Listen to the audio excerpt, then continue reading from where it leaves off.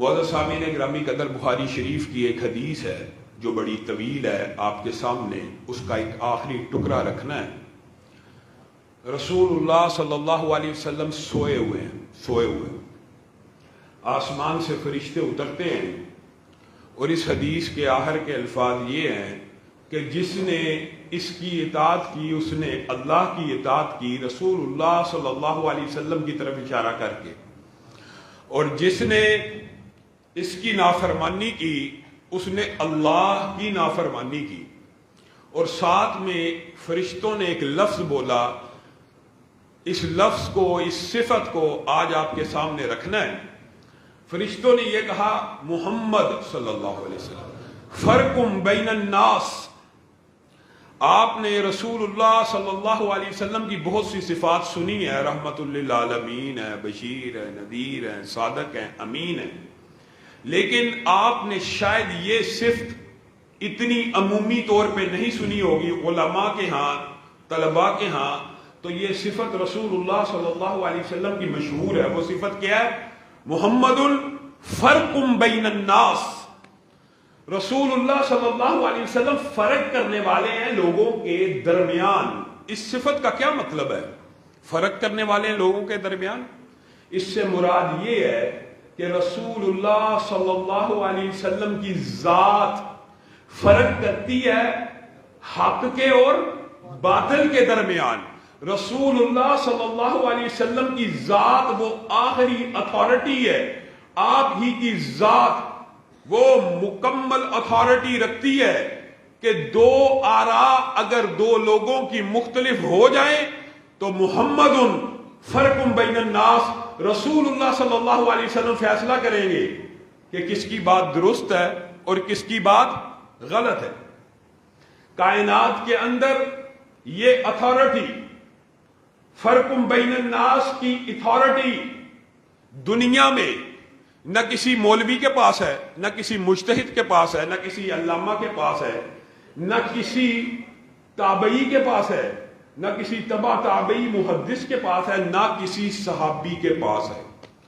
لیکن افسوس اور دکھ کی بات یہ ہے کہ جو اتھارٹی، صحابہ کون ہیں؟ صحابہ کائنات کا، امت کا وہ گروہ ہے جو انبیاء کے بعد سب سے افضل گروہ ہے۔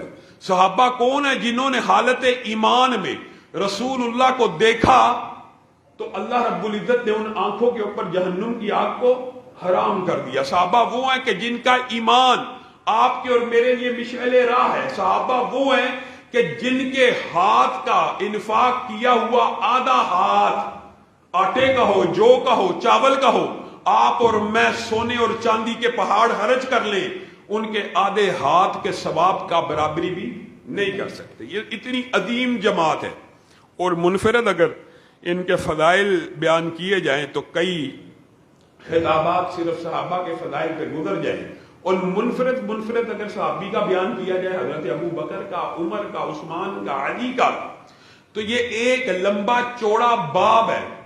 لیکن کیا حضرت ابو بکر جو اتنی بڑی شخصیت ہے کہ افضل الخلائق بعد الانبیاء، نبیوں کے بعد چشم فلک نے ابو بکر سے افضل کوئی چہرہ نہیں دیکھا، کیا حضرت ابو بکر کے پاس بھی یہ صفت موجود ہے کہ وہ فرق بین الناس ہو؟ یہ صفت کسی صحابی کے پاس بھی موجود ہے یا نہیں؟ یہ آج کا موضوع ہے، اور یہ بات آپ نے سمجھنی ہے۔ رسول اللہ صلی اللہ علیہ وسلم کائنات کے اندر واحد اتھارٹی ہیں جو دو آراء کے اندر یہ فیصلہ کریں گے کس کی رائے حق پہ ہے اور کس کی رائے خطا کے اوپر ہے۔ باطل ضروری نہیں ہوتا، خطا بھی ہو سکتی ہے۔ رسول اللہ صلی اللہ علیہ وسلم کو یہ حق کس نے دیا ہے؟ یہ حق اللہ رب العزت نے دو فرشتوں کو اتار کر بخاری شریف کی حدیث کے اندر یہ حق دیا اور یہ صفت دی۔ اگر آپ اور میں صرف ایک رسول اللہ کی یہ صفت سمجھ لیں تو آپ کو بھی اپنے منہج اور عقیدے کا پتہ چل جائے، اور غیروں کو بھی پتہ چل جائے کہ ہمارا ان کے ساتھ اختلاف بنیادی طور پہ ہے کیا، ہمارا ان کے ساتھ اختلاف ہے کیا۔ یہ بات آپ نے یاد رکھنی ہے اور آگے بھی اس کا ابلاغ کرنا ہے، لوگوں کو جمع کرنا ہے۔ لوگوں کو تقسیم نہیں کرنا اور جمع کرنے کا ایک ہی کلیہ ہے، وہ کلیہ یہ ہے کہ محمد صلی اللہ علیہ وسلم فرق بین الناس۔ اس سے مراد چند مثالوں سے سمجھیے گا، انشاءاللہ بات واضح ہو جائے گی۔ رسول اللہ صلی اللہ علیہ وسلم کے بعد افضل ترین جماعت صحابہ کی ہے، ان میں سے ایک صحابی ہیں عمر بن عاص۔ عمر بن العاص کے ویسے بہت سے فضائل ہیں، لیکن ان کا ایک مشہور واقعہ جو ہے، ان کی فضیلت ویسے بھی ہے، ایک مشہور واقعہ یہ ہے کہ ان کی رائے، ان کے اجتہاد اور ان کی فقاہت کا عالم یہ ہے کہ رسول اللہ صلی اللہ علیہ وسلم نے ایک مرتبہ عمر بن العاص کو کہا تھا اقضی بینہما، ایک مقدمہ آیا کہ ان کے مابین فیصلہ کرو۔ تو عمر بن العاص نے کہا اے اللہ کے رسول، آپ اس فیصلے کے حقدار ہیں، آپ فیصلہ کیجیے۔ کہا حق میرا ہے لیکن میں تفویض تجھے کرتا ہوں۔ اور عمر نے جو فیصلہ کیا، رسول اللہ صلی اللہ علیہ وسلم ان کے فیصلے پہ راضی ہو گئے، خوش ہو گئے۔ اتنا بڑا فقیہ ہے، اتنا بڑا مجتہد ہے، اتنا بڑا صاحب الرائے ہے۔ وہ شام میں موجود ہیں، وہاں پہ ایک بیماری طاعون پھیل گئی۔ طاعون سمجھتے ہیں نا، ایک بیماری پھیل گئی۔ تو انہوں نے لوگوں کو کہا اپنا سامان پکڑو، سمیٹو، یہ اللہ کا عذاب ہے، وادیوں کی طرف نکل جاؤ، گھاٹیوں کی طرف نکل جاؤ، باغات کا رخ کرو، نہروں کا رخ کرو، یہاں سے فرار ہو جاؤ۔ یہ کون کہہ رہا ہے؟ صحابی رسول۔ صحابی رسول کہہ رہا ہے، ان کی یہ رائے ہے۔ آج ہمارا معاشرہ کیا ہے؟ ایک بہت بڑے عالم کی یہ رائے ہے، ایک عالم کی یہ رائے ہے، یار اس کو اس کی رائے دینے دو، اس کو اس کی رائے دینے دو۔ کچھ لوگ اس کی رائے کی پیروی کر لیں، کچھ لوگ اس کی رائے کی پیروی کر لیں۔ یہ جو عقیدہ ہے، یہ جو بات ہے، یہ باطل ہے۔ اسلام کا منہج، اسلام کا صحیح راستہ یہ ہے، اگر کسی بارے میں دو رائے متضاد آپس میں ٹکرا رہی ہوں تو یہ اصول نہیں اپنایا جائے گا کہ دونوں میں سے جس کی مرضی رائے کو اختیار کر لو تو کوئی حرج نہیں ہے، بلکہ اصول کیا ہے؟ ایک کی رائے کو قبول کیا جائے گا اور ایک کی رائے کو مسترد کر دیا جائے گا۔ کس بنیاد کے اوپر؟ فرق بین الناس کی بنیاد کے اوپر ایک کی رائے کو قبول کیا جائے گا، ایک کی رائے کو مسترد کر دیا جائے گا۔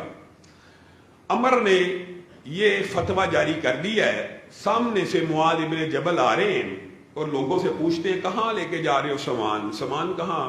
گھوڑوں پہ، خچروں پہ، کہاں جا رہے ہو؟ کہا عمر نے کہا کہ طاعون پھیل گیا ہے تو آپ سامان لے کے وادیوں میں نکل جائیں، گھاٹیوں میں چلے جائیں۔ تو معاذ ابن جبل کی بھی بہت سی فضائل ہیں، مناقب ہیں۔ وہ کہتے ہیں ابھی رکو، مجھے عمر سے بات کرنے دو۔ عمر کے پاس گئے، کہا آپ نے جو آرڈیننس جاری کیا، آپ کے پاس اس آرڈیننس کی کیا دلیل ہے؟ کہا میری رائے ہے، میں نے اس کو اللہ کا عذاب سمجھا، میں نے اپنی رائے سے اس کا فیصلہ دیا۔ تو معاذ ابن جبل نے آپ کا اور میرا منہج بیان کیا، کہا آپ کی رائے دلیل نہیں ہے، آپ کی رائے دلیل نہیں ہے۔ اے معاذ، آپ جو میرے سے بات کر رہے ہیں، آپ کے پاس میری مخالفت میں کوئی دلیل موجود ہے؟ کہا ہاں، میں نے خود رسول اللہ صلی اللہ علیہ وسلم سے سنا تھا جس علاقے میں طاعون آ جائے تو وہاں سے فرار نہیں ہونا اور باہر کے لوگ اس علاقے میں مت آئیں۔ یہ بھی ایک عقیدے کا مسئلہ ہے، ضمنی طور پہ بات آئی ہے تو سمجھ لیجیے۔ رسول اللہ صلی اللہ علیہ وسلم نے باہر سے آنے والوں کو اس لیے منع کیا کہ کوئی بد عقیدہ شخص آئے اور سوچے یہاں پہ طاعون تھا، مجھے بھی طاعون لگ گیا، اور اسی طاعون کے علاقے میں سے نکلنے سے منع اس لیے کیا کہ اس طاعون کے آ جانے کے بعد بھی تمہارے میں سے بہت سے لوگ زندہ بچ جائیں گے، زندہ بچ جائیں گے، اور اگر تم میں سے کوئی باہر جائے گا تو لوگ یہ سمجھیں گے اس کی وجہ سے مجھے بیماری لگ گئی۔ خیر، معاذ ابن جبل نے جب یہ حدیث عمر بن العاص کے سامنے پیش کی تو کیا صحابہ دو ٹکڑوں میں تقسیم ہو گئے کہ ایک عمر کی بات کو مان لے، ایک معاذ ابن جبل کی بات کو مان لے؟ حتیٰ کہ عمر نے خود کہا کہ پہلے میں نے فتویٰ دیا تھا، اب میرے پاس معاذ کی سند سے کیا پہنچ چکی ہے؟ حدیث رسول محمد صلی اللہ علیہ وسلم، فرق بین الناس، یہ دو رائے کے درمیان فرق کرنے والے ہیں، حق اور باطل کے درمیان فرق کرنے والے ہیں۔ اب میرے پاس حدیث پہنچ چکی ہے تو میرے فتوے کو مسترد کر دیا جائے اور حدیث رسول کو نافذ کر دیا جائے۔ آگے چلیے، یہ صحابہ ہیں، صحابہ، آپ نے بات ذرا سمجھنی ہے۔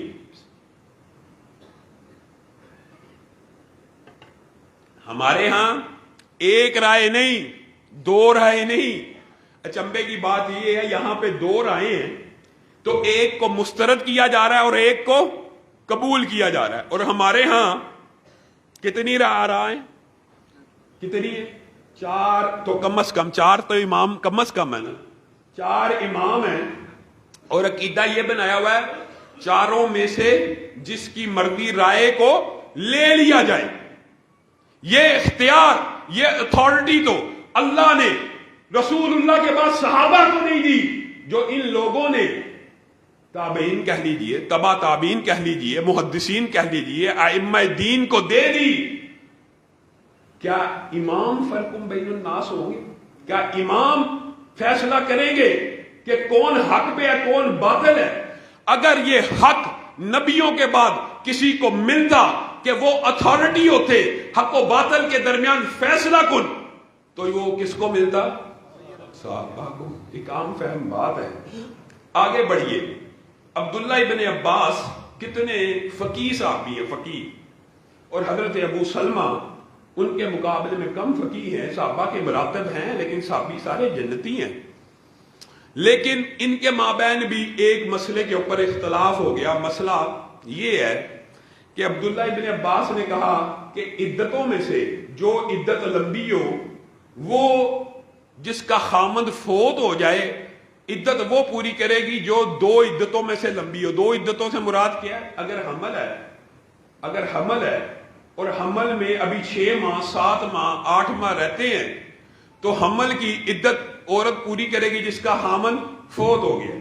اور اگر حمل کی مدت حامل فوت ہو گیا، 1 ماہ بعد بچہ ہو جانا ہے، تو عورت کتنی عدت پوری کرے گی؟ 4 ماہ 10 دن۔ یعنی عبداللہ ابن عباس کا موقف یہ ہے، فتویٰ یہ ہے کہ عورت بڑی مدت والی عدت مکمل کرے گی۔ ابو سلمہ ان کے مقابلے میں اس طرح کے فقیہ صحابی نہیں ہیں، لیکن پوچھنے کی جسارت تو کر لی نا۔ آپ نے یہ جو فتویٰ دیا ہے اس کی آپ کے پاس کیا دلیل ہے؟ انہوں نے کہا میری رائے ہے، میں نے قرآن سے سمجھا۔ پھر مدینہ کے اندر مسجد النبی کے اندر مجلس لگی ہے، لوگ اس حوالے سے مسئلہ تلاش کر رہے ہیں۔ ابو سلمہ نے عبداللہ ابن عباس کے مخالف فتویٰ دیا اور انہوں نے کہا بنیادی طور پہ جس کا حامل فوت ہو جائے اس کی عدت وضع حمل ہی ہوتی ہے، اس کی عدت وضع حمل ہوتی ہے۔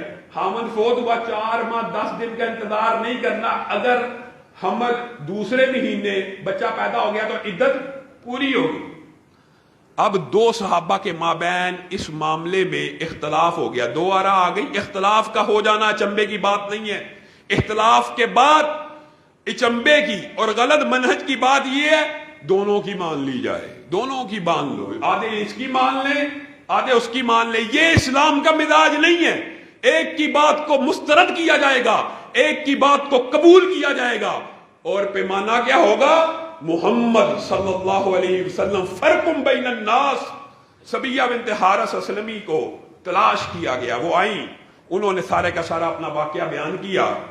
یہ سعد بدری کی بیوی ہیں کہ میں جب میرے حامد فوت ہوئے تھے حمل سے تھی اور 20 دن بعد میرا بچہ پیدا ہو گیا، میں رسول اللہ صلی اللہ علیہ وسلم کی بارگاہ میں آئی تھی۔ لمبا چوڑا واقعہ، مختصر خلاصہ یہ ہے، رسول اللہ نے کہا تھا صبیہ تیری عدت مکمل ہو چکی ہے، تو شادی کی تیاری کر۔ اب عبداللہ ابن عباس کیا وہ ضد پہ اڑ گئے؟ کیا انہوں نے کہا کہ میری بھی بڑی فقاہت ہے، آدھے لوگ میری مان لیں؟ ابو سلمہ ان سے مراتب کے اعتبار سے کم ہے، صحابی ہونے کے اعتبار سے کم نہیں ہے، وہ تو صحابہ کا درجہ ہے ہی ہے۔ انہوں نے کہا کہ پہلے میرا فتویٰ یہ تھا، لیکن اس کے بعد جب سے مجھے رسول اللہ کی حدیث مل گئی ہے اب میرا فتویٰ یہ ہے کہ میرے فتوے کو مسترد کر دیا جائے، رسول اللہ کی حدیث کو نافذ کر دیا جائے۔ بات ختم۔ محمد صلی اللہ علیہ وسلم فرق بین الناس. میرے بھائیو یہ فرق اس قدر واضح ہے، اس قدر واضح ہے کہ آپ حیران رہ جائیں گے. ایک بندہ رسول اللہ صلی اللہ علیہ وسلم کی طرح نماز نہ پڑھے، نماز نہ پڑھے، نماز، یہ اتنا واضح فرق ہے. رسول اللہ اس طرح فرق کرنے والے ہیں حق و باطل کے مابین. خود رسول اللہ کی مجلس میں ایک شخص آیا، حلاد بن رافع کا آپ نے مشہور واقعہ علماء سے سنا ہوگا. 2 رکعتیں ادا کی، چند رکعتیں ادا کی، آ کے رسول اللہ صلی اللہ علیہ وسلم کو سلام کہا. رسول اللہ صلی اللہ علیہ وسلم نے ان کے سلام کا جواب تو دیا، لیکن ساتھ میں کہا ارجع فصلی فانک لم تصلی، لوٹ جا، تو نے نماز نہیں پڑھی. پھر آیا، پھر کہا، پھر آیا، پھر کہا، 3 دفعہ ایسا واقعہ ہو گیا. تو حضرت خلاد رسول اللہ صلی اللہ علیہ وسلم کی بارگاہ میں آ گئے اور آ کے کہنے لگے اے اللہ کے رسول مجھے اس سے اچھی آتی نہیں ہے، مجھے سکھا دیجئے. رسول اللہ صلی اللہ علیہ وسلم نے ان کو سکھا دی کہ بھائی جب رکوع کیا کر تو پوری کمر کو سیدھا کیا کر، کھڑا ہوا کر، اطمینان کیا کر، سجدہ کیا کر، ہڈیوں کو اپنی جگہ پہ آنے دیا کر، سجدے سے سر اٹھا، اطمینان کیا کر. گویا رسول اللہ صلی اللہ علیہ وسلم نے اسے اعتدال کی سنت بتا دی. ابھی تھوڑی دیر پہلے رسول اللہ صلی اللہ علیہ وسلم اس کو کیا کہہ رہے تھے؟ ارجع فصلی فانک لم تصلی. یہ فرق ہے. اور اسی طرح کی نماز حضرت حذیفہ بن یمان کے سامنے ایک شخص نے آ کے پڑھی تھی. آج میرا اور آپ کا ذہن کیا ہے؟ یہ باطل فلسفے. یار نماز تو پڑھتا ہے نا، مسجد میں آتا ہے، ٹھیک ہے، اس کو ویلکم کرنا چاہیے، لیکن اس کو تبلیغ بھی کرنی چاہیے کہ اپنی نماز سنت رسول کے مطابق بنانے کی کوشش کر، کوشش کر، کوشش کر. یہاں پہ کیا ہوتا ہے؟ یار انہوں نے نماز تو دوڑا دینا ہے، اور نماز تے پڑھے ہے نا، چلو نماز تے پڑھتا ہے، جس طرح کی مرضی پڑھتا ہے، نماز تے پڑھتا ہے. یہ فلسفہ بھی باطل ہے. آپ کے سامنے کوئی قربانی کا جانور لے کے آئے، آپ کے سامنے کوئی حاجی بھی ہو، کوئی مولوی بھی ہو، کوئی باریش بھی ہو، کوئی صوفی بھی ہو، قربانی کا جانور لے کے آئے، اس کا سینگ کٹا ہو، لنگڑا ہو، کان کٹا ہوا ہو، آپ میں سے کوئی شخص یہ کہے گا کہ یار کرنے دو، چلو قربانی تو کر رہا ہے؟ کوئی ایک بندہ بھی کہے گا؟ کیا کہو گے؟ یہ عیب دار قربانی ہے، یہ قربانی نہیں لگتی. یہ وہ فرق ہے. اگر ہمیں سمجھ آ جائے، حذیفہ بن یمان یہ فرق سمجھا رہے ہیں. یہ کسی مولوی نے فتویٰ نہیں دیا، ان کے سامنے اسی طرح نماز پڑھی گئی جیسے رسول اللہ صلی اللہ علیہ وسلم کے سامنے خلاد نے پڑھی تھی. تو آپ نے بھی یہی الفاظ کہے ارجع فصلی فانک لم تصلی. تو نے ایسی تو نے جو نماز پڑھی ہے، تو نے نماز پڑھی نہیں ہے. اور تو منذ کم تصلی ہاکذا، تو کتنے عرصے سے یہ نماز ادا کر رہا ہے؟ کہا 40 برس ہو گئے، 40 برس میں یہ نماز پڑھ رہا ہوں. یہ کوئی مولوی فتویٰ نہیں دے رہا، غور کرے. آپ کا اور میرا منہج بیان کیا جا رہا ہے. حضرت حذیفہ بن یمان نے کہا پھر سن لے، تو نے 40 برس سے ایک نماز بھی نہیں پڑھی. یہ میں نہیں کہہ رہا. کون کہہ رہے ہیں؟ صحابی رسول کہہ رہے ہیں تو نے 40 برس سے ایک نماز بھی نہیں پڑھی. اگر ایسی ہی نمازیں پڑھتا ہوا اللہ کی بارگاہ میں چلا گیا تو غیر فطرت پہ فوت ہوگا، یعنی غیر اسلام پہ فوت ہوگا. یہ فتویٰ جو ہے، اس سے ہمیں کیا چیز اخذ ہوتی ہے؟ اس سے ایک ہی بات اخذ ہوتی ہے، اگر آپ اس فتوے کو رسول اللہ کی سابقہ حدیث کو سنن نسائی کی حدیث سے اور دیگر کتب کی حدیث سے ملائیں. ایک تو یہ ہو گیا کہ رسول اللہ نے کہا تو نے نماز نہیں پڑھی. دوسرا یہ ہو گیا حضرت حذیفہ نے کہا تو نے 40 سال سے نماز نہیں پڑھی. تیسری جگہ حدیث موجود ہے کہ رسول اللہ صلی اللہ علیہ وسلم نے کہا جس نے وضو کیا کیسے؟ جیسے میں محمد صلی اللہ علیہ وسلم نے کیا. یہ فرق بین الناس ہے. کیسے وضو کیا؟ جیسے میں محمد صلی اللہ علیہ وسلم نے کیا. اور کتنی سال نمازیں پڑھی؟ کتنا عرصہ نمازیں پڑھی؟ صرف ایک نماز پڑھی، وہ بھی کتنی رکعت؟ 2 رکعت. حدیث کے الفاظ ہے جس نے میرے جیسا وضو کیا اور صرف 2 رکعتوں کو ویسے پڑھا جیسے میں محمد صلی اللہ علیہ وسلم پڑھا کرتے تھے. وہ پیدائش سے لے کر چاہے 60 برس کا ہو چکا ہو، چاہے 70 برس کا ہو چکا ہو، گناہوں کے انبار لدے ہوئے ہو، گناہ کے رجسٹر زمین سے آسمان تک بھرے ہوئے ہوں، صرف 2 رکعت نماز رسول اللہ جیسی پڑھی ہو، اس کی سابقہ ساری خطاؤں کو معاف کر دیا جائے گا۔ بتائیے محمد صلی اللہ علیہ وسلم فرق بین الناس، ایک نماز رسول اللہ کی طرح پڑھی سارے گناہ مٹ گئے، دوسری نماز 40 سال تک پڑھتا رہا۔ صحابی نے کہا ایک بھی نہیں پڑھی۔ بات کو ذرا سمجھنے کے لیے، کھولنے کے لیے آگے چلیے۔ حضرت عمر ہے اور حضرت عمر کے 10 واقعات ہیں، اس سے ملتے جلتے ان میں سے ایک آپ کے سامنے رکھوں گا اور ایک واقعہ بیان کر کے تحریک دفاع اسلام و پاکستان کے مقاصد منشور کی طرف بھی آؤں گا۔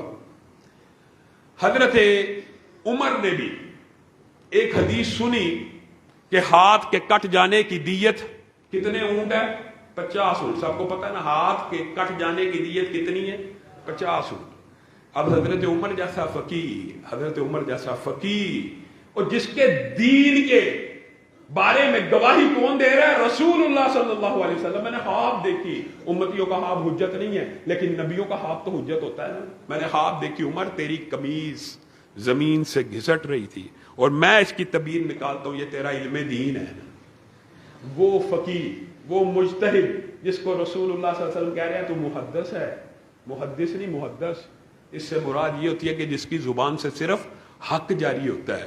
وہ عمر جس کے ارادوں کی، جس کی خواہشات کو اللہ تعالیٰ نے آسمان سے قرآن کی آیتیں بن کے نازل فرما دیا، وہ عمر اپنی رائے سے اجتہاد کر رہے ہیں، فقیہ ہیں، کہتے ہیں ہاتھ کے کٹ جانے کی دیت 50 اونٹ۔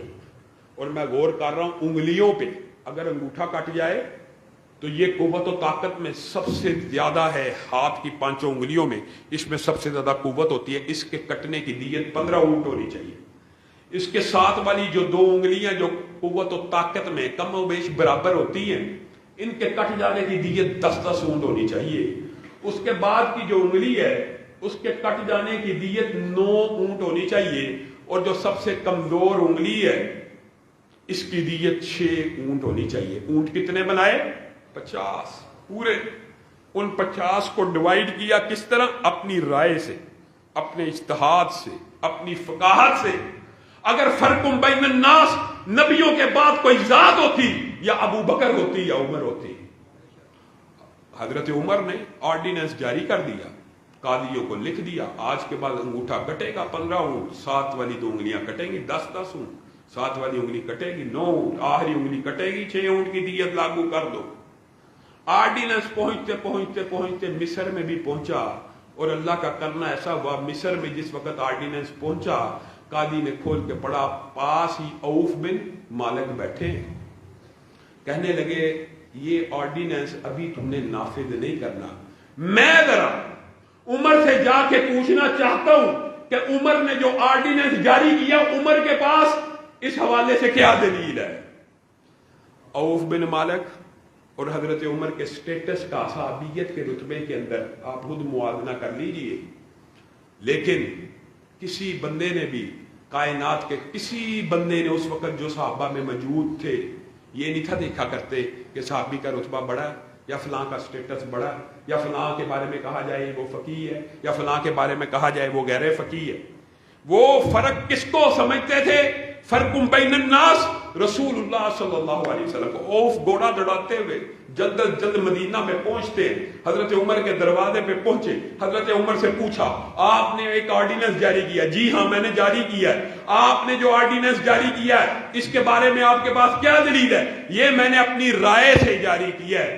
آپ کی رائے دین میں دلیل نہیں ہے۔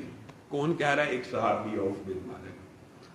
اور میں یہ سوچتا ہوں روایت کے اندر تو یہ الفاظ موجود نہیں ہے، لیکن جب بھی اس روایت کو پڑھتا ہوں تو میرے ذہن میں خیال آتا، حضرت عمر بھی سوچتے ہوں گے کہ عوف مصر سے سیدھا آیا، نہ سلام نہ دعا نہ کھانا نہ پینا، آ کے میرے سے جھگڑا کرنا شروع ہو گیا۔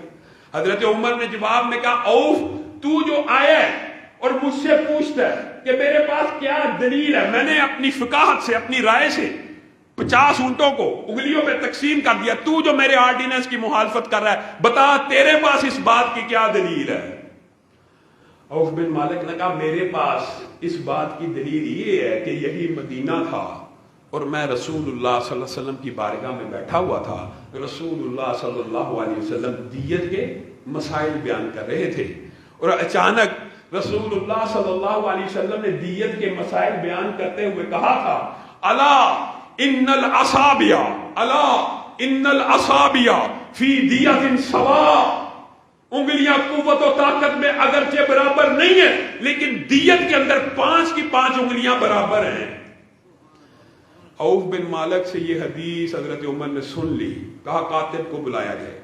کاتب آیا, کہا اوپر میرا فتویٰ لکھ. اور پھر میرے ذہن میں آتا ہے, یہ روایت میں اگرچہ الفاظ موجود نہیں ہے, کہ عوف بن مالک کہتے ہوں گے کہ میں نے حدیث سنا دی اور عمر پھر اپنا فتویٰ لکھوا رہا. کاتب کو کہا لکھ, میرا فتویٰ لکھ, میرا آرڈیننس لکھ جو میں نے پہلے جاری کیا تھا. لکھ دیا کاتب نے. کہا اب کیا کروں؟ کہا نیچے عوف بن مالک کی سند سے جو حدیث آج ہم تک پہنچی ہے لکھ دے. لکھ دی. کہا اب کیا کروں؟ کہا اب نیچے عمر کا فیصلہ بھی لکھ دے. اور کتنے خوبصورت الفاظ لکھوائے اور کتنا خوبصورت آپ کا اور میرا منہج بیان کیا اور کتنا خوبصورت محمد فرق بین الناس کی عملی تفسیر کی. کہا اوپر عمر کا فتویٰ ہے, عمر کا آرڈیننس ہے, نیچے رسول اللہ کی حدیث ہے. اب عمر کا حکم یہ ہے کہ رسول اللہ کی حدیث کو نافذ کر دیا جائے, عمر کے فتوے کو مسترد کر دیا جائے. بات ختم. اگر یہ عقیدہ مسلمانوں کی ہر جماعت کا ہو جائے تو اختلاف ختم ہوگا کہ بڑھے گا؟ او بھائیو ہم اختلاف ختم کرنا چاہتے ہیں. آئیے فرق بین الناس کیا رسول اللہ صلی اللہ علیہ وسلم کی صفت نہیں ہے, اس کے اوپر جمع ہو جاتے ہیں. حضرت حسن بصری ایک جگہ درس دینے گئے. حضرت حسن بصری 200 صحابہ کے شاگرد ہیں, 200 صحابہ کے, اتنے بڑے فقیہ ہیں. دوران درس آپ سے یہ سوال ہو گیا کہ 2 بندے اگر نماز پڑھیں تو امام کس طرف کھڑا ہوگا؟ حضرت حسن بصری کے پاس اس کا حدیث سے کوئی واضح جواب موجود نہیں تھا. انہوں نے اپنی رائے سے, فقہ سے, اجتہاد سے یہ کہا رسول اللہ صلی اللہ علیہ وسلم ہر چیز میں سیدھے ہاتھ کو پسند کیا کرتے تھے تو امام سیدھے ہاتھ پہ کھڑا ہوگا. ابھی یہ جملہ کہنا تھا. جس جگہ درس دے رہے ہیں وہاں پہ ایک عورت کی آواز آئی, اے حسن بصری میں عبداللہ ابن عباس کی شاگردن ہوں. عبداللہ ابن عباس سے میں نے یہ سنا تھا ایک مرتبہ وہ رات کو رسول اللہ صلی اللہ علیہ وسلم کے ساتھ کھڑے ہو گئے تھے تو رسول اللہ صلی اللہ علیہ وسلم نے ان کو اپنی بائیں سے پکڑ کے دائیں پہ کر دیا تھا. حسن بصری کیا ضد پہ اڑ گئے کہ امام نہیں دائیں پہ کھڑا ہونا چاہیے؟ آدھے میری بات کو مان لیں, آدھے عبداللہ ابن عباس کی بات کو مان لیں, اختلاف ختم ہو جائے. اور یہ اختلاف ختم کرنے کا کون سا طریقہ ہے؟ آدھے اس کی مان لیں, آدھے اس کی مان لیں. یہ اختلاف اس طرح ختم ہوتا ہے؟ اختلاف ختم کرنے کا طریقہ یہ ہے ایک کی رائے کو مسترد کر دیا جائے, دوسرے کی رائے کو نافذ کر دیا جائے. کس اصول کے اور کس پیمانے کے تحت؟ فرق بین الناس کے پیمانے کے تحت کہ محمد صلی اللہ علیہ وسلم فیصلہ کریں گے. حضرت حسن بصری نے کہا اللہ کی قسم دین تو پڑھانے آیا تھا لیکن اپنی امت کی ایک بیٹی سے دین سیکھ کے جا رہا ہوں.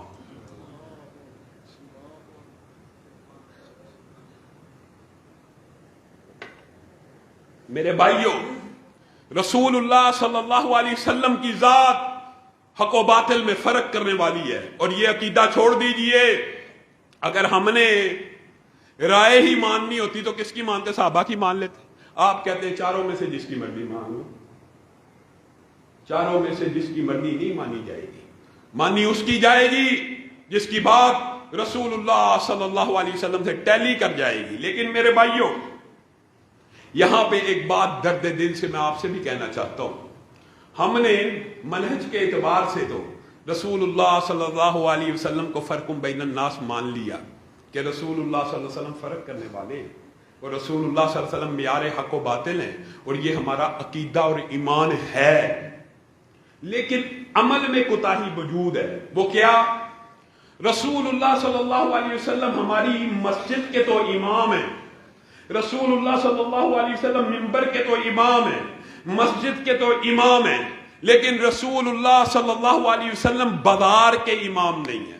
بازار میں رشوت چلنی چاہیے، بازار میں سود چلنا چاہیے، بازار میں جھوٹ چلنا چاہیے، بازار میں ہم نے رسول اللہ کو ایمان نہیں مانا۔ میں آپ کی بات کر رہا ہوں، دیوبند اور بریلوی کی بات تو بات کی ہے، جن کو یہ دعویٰ کرتے ہیں کہ ہم منہج سلیم کے اوپر ہیں، ہمارا منہج سیدھا اور سچا ہے، اور یہ حقیقت بات ہے کہ زمین کی پشت کے اوپر، آسمان کی چھت کے نیچے اگر رسول اللہ کی صفت فرق بین الناس کسی نے مانی ہے تو وہ آپ لوگ ہی ہیں، اور آپ ہی کو یہ خوش نصیب ہیں آپ لوگ۔ لیکن عمل میں کوتاہی کیسی ہے؟ رسول اللہ صلی اللہ علیہ وسلم جی مسجد کے امام ہیں، لیکن رسول اللہ سیاست کے امام نہیں ہیں، رسول اللہ ریاست کے امام نہیں ہیں، رسول اللہ عدالت کے امام نہیں ہیں، رسول اللہ بازار کے امام نہیں ہیں۔ اور جاؤ، تمہیں کس نے یہ سبق پڑھایا؟ مسجد کے اندر ساری رات سجدے کرتے رہو، اعتکاف کرتے رہو، خانہ کعبہ میں زندگی گزار لو، سجدے کرو، روزے رکھو، پانی پیو، زمزم سے نہاؤ، کسی دنیا کے کفر کو کوئی فرق نہیں پڑے گا۔ جاؤ، آپ نے دیکھا نہیں کچھ جماعتیں جو صرف اعمال کی بات کرتی ہیں، ان کے خلاف کوئی بھی نہیں ہے، اور ہونا بھی نہیں چاہیے۔ فرق کیا پڑ رہا ہے؟ مسجدوں میں سجدہ کرنے سے تو اپنی جنت کما رہا ہے، ٹھیک ہے، تو نے رسول اللہ صلی اللہ علیہ وسلم کے دین کو صرف مسجد تک محدود رکھا، تجھ سے کسی کو کیا خطرہ ہے؟ لیکن جب یہی دین آپ بازار میں لے کے جائیں گے، معاملات میں لے کے جائیں گے، معاشرت میں لے کے جائیں گے، سیاست میں لے کے جائیں گے، عدالت میں لے کے جائیں گے، پورا عالم کفر آپ کے خلاف کھڑے ہو جائے گا، پورے ملک آپ کے خلاف کھڑے ہو جائیں گے کہ رسول اللہ کا دین مسجد سے نکل کے معاشرے کے اوپر غالب آ جائے۔ یہ بات ہمیں قبول و منظور نہیں ہے۔ تو پھر سوچئے ہم کس خواب غفلت میں ہیں؟ ہم نے اور نکل کر خانقاہوں سے ادا کر رسم شبیری، نکل کر خانقاہوں سے ادا کر رسم شبیری، اور تم نے مولوی کو صرف ممبر رسول کا وارث مان لیا۔ اور عجیب بات ہے، یہ بھی مغالطہ آج اپنے ذہن سے، دماغ سے مٹا دو ہمیشہ کے لیے۔ رسول اللہ صلی اللہ علیہ وسلم نے کہا تھا بنی اسرائیل کی سیاست، ان کے نبی ایسے کیا کرتے تھے کہ ایک نبی جاتا تھا تو دوسرا نبی وارث بن کے آ جاتا تھا۔ میری امت میں نبی نہیں آئیں گے، میرے بعد نبی نہیں آئیں گے، جب میں دنیا سے چلا جاؤں گا میرے بعد نبی نہیں آئیں گے، لیکن علماء آئیں گے جو میرے وارث ہوں گے، جو میرے کس چیز کے وارث؟ صرف ممبر رسول کے وارث، یا تخت رسول کے وارث بھی، یا خلافت رسول کے وارث بھی، یا عدالت رسول کے وارث بھی، یا سیاست رسول کے وارث بھی۔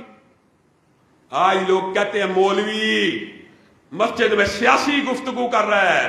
سیاسی گفتگو کسے کرنی چاہیے؟ چور کو، لٹیرے کو، جگیردار کو، وڈیرے کو۔ رسول اللہ صلی اللہ علیہ وسلم کا وارث جو ہے وہ صرف رسول اللہ کے منبر کا وارث تو ہے، تخت رسول کا وارث، اور دکھ ہوتا ہے آپ نے اسلامی ریاستوں میں تخت رسول کا وارث اس شخص تک کو بنا دیا۔ میں کسی کا نام نہیں لیتا، لیکن اگر کوئی شرابی بھی ہو، آپ کے ضمیر پہ کوئی فرق نہیں کہ تخت رسول پہ کون بیٹھا ہے؟ شرابی بیٹھا ہے، زانی بیٹھا ہے، بدکار بیٹھا ہے، آپ کے صحت کے اوپر کوئی اثر نہیں پڑتا۔ آپ کیا ممبر رسول کے اوپر کسی شرابی، چور، لٹیرے اور زانی کو برداشت کر سکتے ہیں؟ اگر ممبر رسول کے اوپر کوئی چور، زانی، لٹیرا، شرابی آپ کو گوارا نہیں ہے تو تخت رسول کے اوپر گوارا کیوں ہے؟ مجھے بتائیے، اس بات کا جواب دیجئے، کیوں ہے؟ کیونکہ آپ کے ذہنوں میں یہ بات ڈال دی گئی، مولوی کا کام سیاست نہیں ہے، علماء کا کام سیاست نہیں ہے۔ سیاست کس کا کام ہے؟ سیاست جی چوروں کا کام ہے، سیاست جی لٹیروں کا کام ہے، سیاست جی وڈیروں کا کام ہے۔ مجھے بتائیے، آجے اہلا وسہلا مرحبا، کیا حال ہے؟ جیسے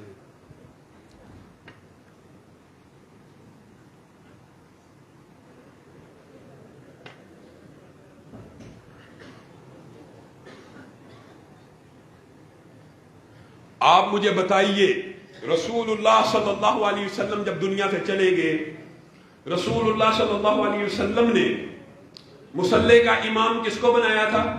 مصلی کا امام کس کو بنایا؟ حضرت ابو بکر کو، سب کو پتا ہے، صرف مصلی کا امام بنایا تھا۔ ایمانداری سے بتائیے، حضرت ابو بکر کیا صرف منبر رسول یا مصلی رسول کے امام تھے کہ ریاست کے امام بھی تھے، خلافت کے امام بھی تھے، سیاست کے امام بھی تھے، عدالت کے امام بھی تھے نا؟ ابو بکر مصلی کا بھی امام، سیاست کا بھی امام، ریاست کا بھی امام۔ عمر مصلی کا بھی امام، ریاست کا امام، سیاست کا امام۔ عثمان مصلی کا امام، ریاست کا امام، سیاست کا امام۔ علی مصلی کا امام، ریاست کا امام، سیاست کا امام۔ گویا رسول اللہ صلی اللہ علیہ وسلم کے منہج سے یہ بات ثابت ہوتی ہے کہ اسلامی ریاست کا جو تخت ہے وہ بھی اتنا ناپاک اور پلید نہیں ہے کہ جس کے اوپر جو مرضی چور لٹیرا اور وڈیرا آ کے بیٹھ جائے، بلکہ اس کی کم از کم شرط کیا ہے؟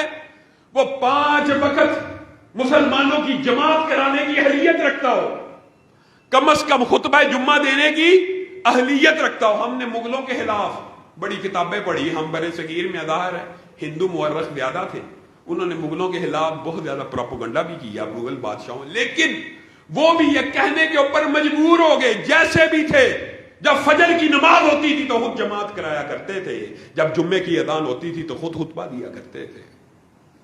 جب مصلی کے امام کو سیاست کے تخت سے باہر نکال دیا گیا، دیش نکالا دے دیا گیا، اسلام کا زوال شروع ہو گیا، اسلام زوال پذیر ہو گیا۔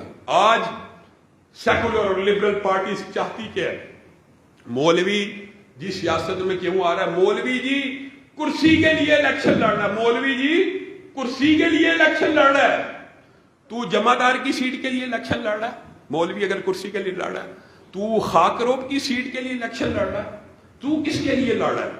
جس سیٹ کے لیے تو لڑ رہا ہے اسی سیٹ کے لیے مولوی اور عالم لڑے تو تجھے اعتراض ہے؟ ہمارا فلسفہ کتنا خطا کا شکار ہے۔ ایک عام مسجد کا مولوی، ایک عام مسجد کا مولوی جو بہت بڑا عالم دین چاہے نہ ہو، لیکن جب وہ نماز پڑھاتا ہے کہاں کھڑا ہوتا ہے؟ آگے کھڑا ہوتا ہے کہ لوگوں کے پیچھے کھڑا ہوتا ہے؟ ایک عام مسجد کا مولوی لوگوں کے آگے کھڑا ہوتا ہے، اور تم چاہتے ہو، لبرل اور سیکولر لوگ چاہتے ہیں جو عالم دین ہو، جو دین کا طالب علم ہو حقیقی، وہ ان کے پیچھے چلے۔ علماء رسول اللہ کے منبر کے وارث نہیں ہیں، ان کی سیاست کے بھی وارث ہیں، ان کے تخت کے بھی وارث ہیں۔ علماء رہنما بننے کے لیے آئے، مقتدا اور رہبر بننے کے لیے آئے، یہ 2 ٹکے کے سیاست دانوں کے چاپلوس اور نوکر اور چاکر بننے کے لیے نہیں آئے۔ لیکن ان کو بنائے گا کون؟ ان کو رہنما، ان کو رہبر، ان کو پیشوا، ان کو مقتدا کون بنائے گا؟ میرے بھائیوں یاد رکھنا، یاد رکھنا، تم نے یہ ٹرانسجنڈر بل پاس ہو گیا، تم میں سے کسی ایک نے بھی، علماء بیٹھے ہیں، بعد میں جاؤ گجرانوالہ علماء کے شہر میں بیٹھے ہو، کسی بھی محدث سے فتویٰ لے لینا، یہ جو بل پاس ہوا ہے، جس نے پی ٹی آئی کو ووٹ ڈالا، جس نے نون لیگ کو ووٹ ڈالا ہے، کیا وہ اس بل کی منظوری کے جرم میں شامل ہے کہ نہیں؟ کیوں اپنے نامہ اعمال کو باری کر رہے ہو؟ کیوں اپنے نامہ اعمال کو باری کر رہے ہو؟ اپنے انسان کے گناہ اس قدر زیادہ ہوتے ہیں کہ انسان قیامت کے دن انہیں اٹھانے کی طاقت نہیں رکھے گا۔ تو تم چاہتے ہو کہ تم لوگوں کے گناہ کے ملبے بھی اپنے سر کے اوپر اٹھاتے ہوئے چلے جاؤ، اور نوٹ بھی دیتے ہو، سپورٹ بھی دیتے ہو، ووٹ بھی دیتے ہو، پھر وقت آ جائے تو تم سے ہاتھ ملانے کے لیے تیار نہیں ہوتے۔ کیا کرنا چاہیے؟ یہ بات بھی سمجھ لو، ہمیں کیا کرنا چاہیے، ہمارا کیا لاہے عمل ہونا چاہیے، ہم کیا کر سکتے ہیں۔ لوگ بڑی باتیں کرتے ہیں کہ جناب ان کو بھی کرسی کا شوق پڑا اس لیے یہ دینی اور مذہبی سیاست کر رہے ہیں۔ اور میرے بھائیوں یہ فلسفہ باطل بھی سمجھ لو، دینی اور مذہبی سیاست اس وطن کے اندر سیٹ حاصل کرنے کے لیے سب سے مشکل راستہ ہے، سب سے مشکل راستہ ہے۔ بتائیے جماعت اسلامی کو ووٹ پڑتا ہے؟ خدمت کو آپ نے لاکھوں کروڑوں روپیہ دے دیا، لیکن جب جماعت اسلامی کا امیدوار کھڑا ہوتا ہے تو اس کو ووٹ نہیں ڈلتا۔ اسلامی جو سیاست ہوتی ہے وہ مشکل ہوتی ہے کہ آسان ہوتی ہے؟ مشکل ہوتی ہے۔ دینی سیاست یا مذہبی جماعتوں کی سیاست سے کرسی حاصل کرنا آسان ہے کہ مشکل ہے؟ مشکل ہے، لیکن چونکہ یہ ہمارے منہج سے مطابقت رکھتا ہے تو کیا ہم اپنے منہج کو چھوڑ کر لبرل اور سیکولر پارٹی جن سے کرسی لینا آسان ہوتا ہے کہ مشکل ہوتا ہے؟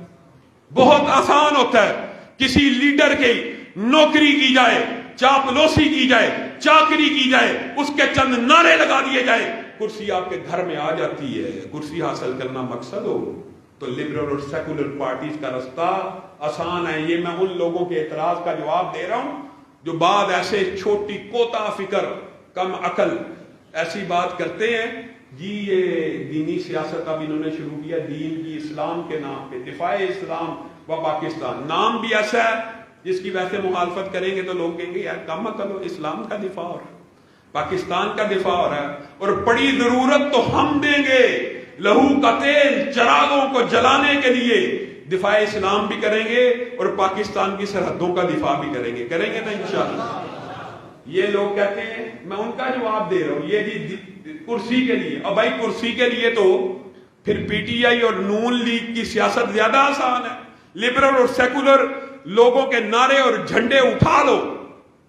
اگر آپ چاہتے ہیں کہ ہم جیسے لوگ بھی علامہ شہید کے بیٹے بھی نواز شریف زندہ باد یا عمران خان زندہ باد کے نعرے لگا کر کرسی حاصل کر لیں تو بتائیے پھر ہم اہل حدیثوں کے لیڈر ہیں، پھر ہم نون لیگ کے لیڈر ہیں، پھر ہم پی ٹی آئی کے لیڈر ہیں۔ دکھ اور افسوس کی بات یہ ہے، دکھ اور افسوس کی بات، 75 برس گزر گئے پاکستان کو بنے ہوئے، 75 برس، اور آپ سے دل کی بات اس لیے کر رہا ہوں کہ آپ اس وقت اہل حدیث اور اہل توحید بیٹھے ہیں، دیوبندی اور بریلویوں سے بات کی ہے، آپ اپنا بتائیے 75 برس گزر گئے ہیں، آپ نے پورے پاکستان کے اندر جن لوگوں کا دعویٰ ہے جی ہماری پارٹی بھی سیاسی پارٹی ہے جی یہ ہو گیا، وہ 75 سال سے پاکستان کے اندر اہل حدیث کی بنیاد کے اوپر آپ نے ایک بھی قومی اسمبلی کا حلقہ بنایا ہے؟ آپ آج بھی ایک بھی قومی اسمبلی کا حلقہ اہل حدیث بنیاد پہ جیت سکتے؟ نہیں جیت سکتے۔ ایم پی اے کا جیت سکتے ہیں؟ نہیں جیت سکتے۔ اور دکھ کی بات یہ ہے 75 برسوں میں آپ نے ایک یونین کونسل بھی تیار نہیں کی اہل حدیث مسلک کی بنیاد کے اوپر جہاں سے آپ الیکشن جیت سکے۔ ویسے دعویٰ اور نعرے کے ہم کتنے ہیں جی؟ اہل حدیث ملک میں کتنے ہیں جی؟ 2.5 کروڑ کم از کم افراد ملک میں اہل حدیث ہیں، اور ملک کے اندر ایک ایم این اے کی سیٹ اپنے مسلک کی بنیاد کے اوپر، ایک ایم پی اے کی سیٹ اپنے مسلک کی بنیاد کے اوپر، ایک یونین کونسل کی سیٹ اپنے مسلک کی بنیاد کے اوپر نہیں ہے۔ 2.5 کروڑ ہے، 2.5 کروڑ۔ یہ 2.5 کروڑ کہاں ہے جی؟ کہاں ہے جی؟ جماعت میں تو نہیں ہے، ایمانداری سے آپ کو بتا رہا ہوں، جماعتوں میں تو نہیں ہے۔ کہاں ہے؟ نون لیگ میں، پی ٹی آئی میں، پیپلز پارٹی میں۔ آپ جن کا دعویٰ ہے کہ ہم منہج سلیم والے ہیں، محمد فرق بین الناس والے ہیں، آپ کا 2.5 کروڑ کا حصہ بھی نون لیگ میں اور پی ٹی آئی میں ہے۔ جماعتوں کے ساتھ کتنے ہیں؟ بڑی سے بڑی جماعت کے ساتھ بھی وابستگان کی تعداد کوئی لاکھوں میں نہیں ہے۔ تحریک دفاع اسلام و پاکستان ان جماعتوں کو توڑنے کے لیے نہیں بنی، بلکہ ان جماعتوں میں ان 2.5 کروڑ افراد میں ایک بیداری اور حریت کی تحریک پیدا کرنے کے لیے بنی ہے کہ آئیے اب آپ کا بھی ایک سیاسی پلیٹ فارم ہے، آئیے آپ نے جد و جہد کرنی ہے۔ اگر آپ حلقہ جاتی سیاست کرنا چاہتے ہیں، یونین کونسلز بنانا چاہتے ہیں، ایم پی اے کی سیٹیں بنانا چاہتے ہیں، ایم این اے کے لیے محنت کرنا چاہتے ہیں، آپ کے لیے ایک سیاسی وسیع و عریض پلیٹ فارم موجود ہے جس کے اندر دیوبند بھی، بریلوی بھی آپ کا ساتھ دینے کے لیے تیار ہیں۔ یہ 2.5 کروڑ افراد کو نون لیگ سے نکالنا اور پی ٹی آئی سے نکالنا جرم ہے؟ بتائیے۔ ہمارے اوپر الزام لگایا جاتا ہے یہ جماعت توڑنے ہیں۔ میں آپ کو ایمانداری سے یہ بات بتلا رہا ہوں، ابھی 2 ماہ کے اندر جو 13,000 کارکنان تحریک دفاع اسلام کی رکنیت حاصل کر چکے ہیں، ان میں سے 10,000 سے زائد افراد ایسے ہیں جو آج تک کسی بھی مذہبی جماعت کا حصہ بھی نہیں تھے۔ لکھا ہوا فارم کے اوپر کسی بھی مذہبی جماعت کا حصہ نہیں۔ وہ جماعت میں آئیں، وہ اسلامی تحریکوں کے ساتھ جڑیں تو جماعت کو فائدہ ہے کہ نقصان ہے؟ یعنی وہ افراد یا تو 2.5 کروڑ آپ کے ساتھ ہوں تو ہم ان کو توڑیں، جب پورے کے پورے 2.5 کروڑ ان میں سے کوئی بندہ 1 لاکھ شاید آپ کے ساتھ ہو۔ میں یہ نہیں کہتا، میں کسی کو تان و تشنیع نہیں دیتا، اور میرے لیے مرکزی جمعیت بھی، عالمی بھی، جماعت الدعوہ بھی، اہل حدیث کی جتنی بھی جماعتیں میرے لیے محترم ہیں، اور میں تو دیگر مسالک کے ساتھ اتحاد کی مشترکات کے اوپر بات کرتا ہوں تو اہل حدیث کے ساتھ میں نے کیوں اختلاف کرنا ہے؟ ہم جمع کرنے والے ہیں، ہم تقسیم کرنے والے نہیں ہیں، ہم لوگوں کو جماعتوں میں لانے والے ہیں، ہم لوگوں کو ایک قوت اور طاقت بنانے کے لیے جدوجہد کر رہے ہیں کہ اگر بکھرے ہوئے ذرات ہو تو مل جاؤ کہ صحرا نظر آئے، بکھرے ہوئے قطرات ہو تو مل جاؤ کہ دریا نظر آئے، آندھی بن کے نکلو، طوفان بن کے چھا جاؤ، تمہاری ملک کے اندر سیٹیں ہوں تب بھی اور سیٹیں نہ ہوں تب بھی یہ بات بھی یاد رکھیے گا، سیٹ ہونا بھی کام کرنے کے لیے ضروری نہیں ہوتا۔ یہ بھی فلسفہ باطل ہے کہ جی سیٹ کے لیے کیا، آپ بتائیے آپ کو اور مجھے دفاع صحابہ کے لیے کسی سیٹ کی ضرورت ہے؟ ہم دفاع صحابہ کرنے کے لیے بغیر سیٹ تیار ہے نا؟ ہمیں حرمت رسول کا دفاع کرنے کے لیے کسی سیٹ کی ضرورت ہے؟ ہم اس کے بغیر بھی دفاع کرنے کے لیے تیار ہے نا؟ اب مجھے آپ نے ایک میرے سے وعدہ کرنا ہے، اگر آپ کو خلاف اسلام کبھی بھی کسی آئین کے کسی قانون کے خلاف احتجاج کی کال دی جائے گی تو آپ جی ٹی روڈ کو بند کرنے کے لیے تیار ہیں انشاءاللہ؟ یہ ٹرانسجنڈر ایکٹ کے حوالے سے اللہ کے فضل و کرم سے آج ہمارے وکیل کی پٹیشن کے اوپر، سینیٹر مشتاق کے وکیل کے دلائل کے اوپر یہ آپ کے لیے خوشخبری ہے، نادرا نے 13-1 نامی جو جنس کی تبدیلی کی شک ہے، اللہ کے فضل و کرم سے دلائل کی روشنی میں، اسلامی نقطہ نظر کی روشنی میں واپس لینے کا اعلان کر دی ہے۔ ہمارے وکیل عبد الرحمان بھائی اللہ تعالیٰ ان کو جزائے خیر دے، لیکن یہ کام کیسے ہوگا؟ یہ کام آپ لوگوں کی مجھے ضرورت ہے، مجھے کسی سیٹ کی کسی عہدے کی کوئی ضرورت نہیں، ہاں لیکن مجھے آپ لوگوں کی ضرورت ہے کہ میں اور آپ مل کر لڑیں ان تمام کی تمام طاغوتی قوتوں کے خلاف۔ ہم اس ملک کے اندر اپنے احتجاج کا آئینی حق رکھتے ہیں تو کیا ہم یہ حق استعمال نہ کریں؟ مجھے بتائیے، عورت مارچ کے مہینے میں آنے والا ہے، آپ سب کو میں ابھی سے دعوت دیتا ہوں، اس مارچ کو، اس پلید مارچ کو، اس گندے مارچ کو انشاءاللہ ہم پاکستان میں برداشت کر سکتے ہیں؟ آپ سب ہمارا ساتھ دیں گے اس احتجاج میں؟ آپ بتائیے اس احتجاج کے لیے ہمیں کون سی سیٹوں کی ضرورت ہے؟ ہمیں آپ عوام کی ضرورت ہے۔ اے خاک نشینوں اٹھ بیٹھو، وہ وقت قریب آ پہنچا ہے جب تاج اچھالے جائیں گے، جب تخت گرائے جائیں گے۔ اور میں آپ کو ایک بات بتلاؤں، علامہ شہید اسی لیے کہا کرتے تھے، ناقدو وقت کی رفتار بدلنے کے لیے میں نے مجبور زبانوں کو نوا بخشی ہے، کچھ گلابوں کی رعونت کا اڑایا ہے ندا، میں نے تاریخ کے چہرے کو ضیا بخشی ہے۔ اللہ کے فضل و کرم سے یہ علماء جس ممبر کے وارث ہیں، یہ ممبر رسول ہے، اور ہم ممبر رسول کے سامنے قومی اسمبلی کی 400 سیٹوں کو، سینٹ کی 100 سیٹوں کو اپنی جوتی کی نوک کے برابر بھی نہیں سمجھتے۔ کیا حسن نے سمجھا ہے، کیا عشق نے جانا ہے، ہم خاک نشینوں کی ٹھوکر میں زمانہ ہے۔ مجھے بتائیے، تحریک دفاع اسلام و پاکستان کا ساتھ دینے کے لیے تیار ہیں؟ اس کی رکن بننے کے لیے تیار ہیں؟ اس منہج اور نظریے سے آپ متفق ہیں؟